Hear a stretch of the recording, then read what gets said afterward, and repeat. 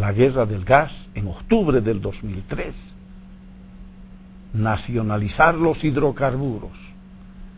Se estaba discutiendo en el Parlamento la nueva ley de hidrocarburos, el derecho de un pueblo a percibir sus recursos naturales, a beneficiarse, con ellos beneficiarse. Tú tienes que mirar, igual que yo, y tenemos que ver todos, qué significaba hasta ese momento el 18% de regalías y qué significó después la recuperación, la nacionalización de nuestras refinerías, la nacionalización de nuestros pozos petroleros, la recuperación de la dignidad del Estado boliviano, pero también de la base material para atender las necesidades del pueblo. La guerra del gas de octubre del 2003, más de 70 muertos, más de 500.000 de heridos, un pueblo, el pueblo alteño, levantándose. ¿Qué estábamos haciendo nosotros en ese momento? Muchas veces en la incapacidad de poder hacer algo para contribuir a la defensa de estos nuestros hermanos que estaban ofrendando sus vidas para el bienestar de todos los bolivianos, de los departamentos, de las alcaldías, de las universidades. Ellos estaban movilizados no para lograr un mejor salario en su empresa personal, no, estaban dándonos claramente mandatos necesarios, mandatos imprescindibles para la recuperación de nuestros recursos naturales. Y para poder hacer eso, naturalmente era imprescindible un proceso constituyente. Era imprescindible modificar esa constitución liberal que el neoliberalismo había utilizado para la subasta de la patria, para la entrega de nuestros recursos naturales. Estos elementos nos llevan a una conclusión. Una constitución política del Estado no es el resultado ni la inquietud de un bufete de abogados que pueda escribir un texto. No. Está escrita con la sangre, con las luchas de los movimientos sociales. Está escrita con las esperanzas de un pueblo. Está escrita con todo lo que significa la vida que quiere tener como futuro una sociedad. Estas movilizaciones nos llevan a una convicción. La lucha del pueblo tiene que tener un correlato, y tiene que tener un instrumento, y tiene que tener un modo de hacerse realidad. Y esta propuesta, esta manera de trabajar, la respuesta a los grandes y fundamentales temas de nuestra sociedad, va a ser expresada sobre todo en un cambio que tiene que ver con un cambio de mentalidad, un cambio y una revolución en el pensamiento, en la mente, y la búsqueda de unas respuestas a partir de un método y un procedimiento pacífico. Ese método y ese procedimiento va a ser transformar las movilizaciones, las marchas, la lucha en el voto. El 2005, con una propuesta específica, con una propuesta de asamblea constituyente para modificar y transformar nuestra sociedad y la Constitución, nuestra norma suprema, va a ser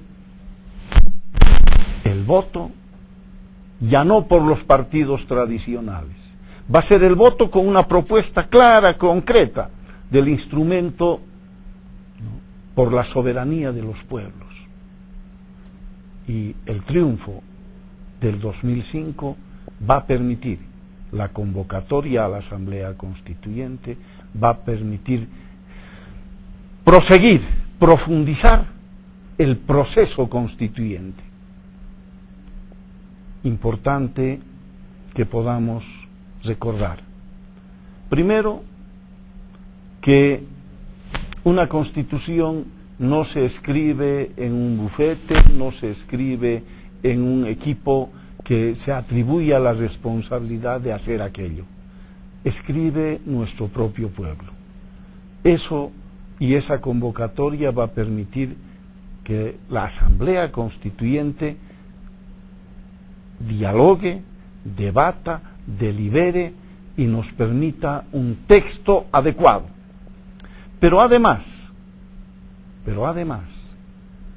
va a permitir lo que decíamos, claramente poner en esta nueva Constitución aquellos aspectos que habían hecho posible y habían sido la convocatoria a la revolución democrática cultural.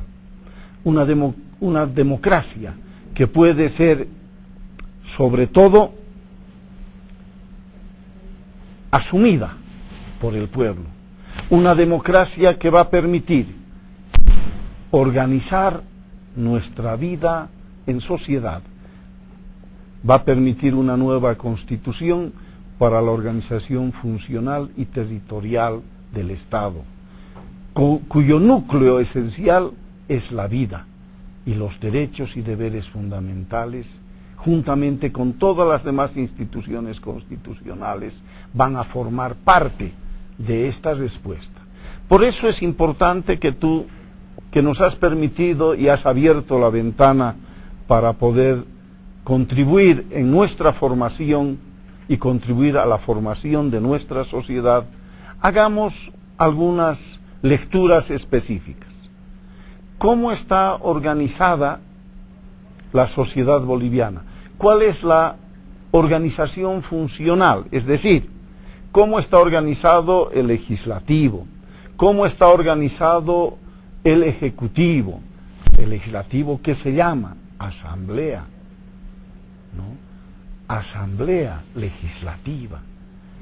El ejecutivo, ¿cómo debe estructurarse? Ahí tenemos algunas cosas importantes. ¿Cuáles son ellas? Por ejemplo, al hablar de derechos y deberes, se establece la necesidad de equidad de género. Entonces tenemos que mirar, contar cuántos diputados, cuántos senadores tenemos ya en el Parlamento, en la Asamblea Legislativa, cuántos ministros tenemos en el Ejecutivo, cuántas ministras. De 20 ministros, 10 ministras y 10 ministros. Eso la Constitución nos dice equidad de género, igualdad, en una búsqueda de responsabilidad compartida, en un terminar con la discriminación, en un avanzar en este proceso constituyente que lo iremos expresando a través de otros programas en los cuales podamos dar lectura, decíamos, a estos artículos que tienen que ver con nuestra organización. Pero también tenemos que reflexionar, analizar, comparar cómo era antes y cómo es hoy. Por ejemplo, la organización territorial que establece nuestra Constitución, las autonomías, la profundización de la democracia. Esta nuestra lectura de la Constitución sea reforzada con una reflexión personal, siempre mirando que la Constitución es un sistema, que la Constitución es vida, no es la letra muerta de un texto. La Constitución es la norma que rige la vida de todos y todas las bolivianas y los bolivianos. Te agradezco el haber compartido con nosotros tu tiempo. Te agradezco sobre todo el que juntos podamos ir construyendo una sociedad más acorde con nuestros valores, con nuestros principios, pero sobre todo en respeto mutuo, en respeto a la obra de nuestro pueblo. Muchas gracias por haber estado con nosotros.